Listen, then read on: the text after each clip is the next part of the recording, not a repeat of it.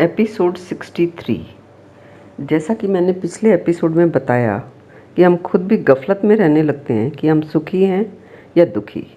करीब करीब हर आदमी इस पृथ्वी पर ऐसे ही जी रहा है और फिर कभी कभी हज़ार में से एक के कुछ ऐसे हालात हो जाते हैं कि वो इतना तंग और दुखी हो जाता है कि या तो वो दुख से पागल सा होने लगता है या फिर वो सुसाइड कर लेता है। खड़े तो हम सभी दुख के उस किनारे पर ही होते हैं, पर बस संयोग की बात हो जाती है कि कब किसके हालात ऐसे हो जाएं या कब कौन दुख को अपने अंदर इतना गहरा ले जाए या किसी एक विचार को पकड़कर इतना दुखी हो जाए कि वो पागल हो जाए या सुसाइड कर ले। हमारे अंदर विचार चलते हैं तो उनका पैटर्न कुछ ऐसा होता है कि अव्वल तो हम किसी को बताना ही नहीं चाहते। हमें खुद ही लगता है कि जो हम सोच रहे हैं वो कितनी असंगत यानी इररिलेवेंट बातें हैं। हम कभी भगवान के बारे में सोचने लगते हैं तो कभी कुछ काम याद आ गया, फिर अगर कुत्ते के भौंकने की आवाज़ आ गई तो कुत्ते के बारे में विचार उठने लगे, फिर बीमारी का ख्याल आने लगा तो कभी मौत का ख्याल आ गया, तो कभी दोस्तों का ख्याल आ गया।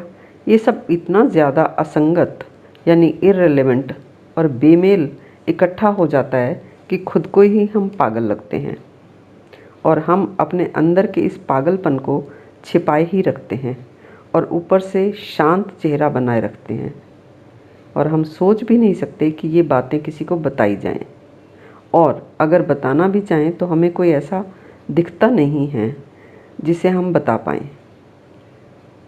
पर मौके बेमौके कभी कोई घटनाएं ऐसी घट जाती हैं कि ये पागलपन किसी किसी का बाहर निकल आता है। किसी का कोई बहुत बड़ा लॉस हो जाए या किसी अपने की डेथ हो जाए या घर में किसी भी वजह से क्लेश बहुत बढ़ जाए तो ये पागलपन बाहर निकल आता है। देर नहीं लगती इसके निकलने में, क्योंकि ये पागलपन भीतर तो सभी के मौजूद है ही। एक बार विलियम जेम्स नाम का एक बहुत बड़ा मनोवैज्ञानिक एक पागल खाने को विज़िट करने गया। वहाँ उसने तरह तरह के पागल देखे और वहाँ से लौटा तो एकदम उदास होकर लौटा। जबकि गया था तो प्रसन्न था, बड़ी उत्सुकता से वो पागलों को देखने गया था, और लौटा था तो उदास। उस रात वो सो नहीं पाया। दूसरे दिन उसके मित्रों ने पूछा कि क्या बात है, तो विलियम जेम्स ने कहा कि अब शायद मैं जीवन में कभी प्रसन्न ना हो सकूं। मित्रों ने पूछा, क्यों, ऐसी क्या बात हो गई, ऐसा क्या देख लिया तुमने उस पागल खाने में? विलियम जेम्स ने कहा, उन पागलों को देखकर मुझे लगा कि मेरे भीतर भी तो यही सब चल रहा है, तो मैं कितने दिन इसको संभाले रखूँगा।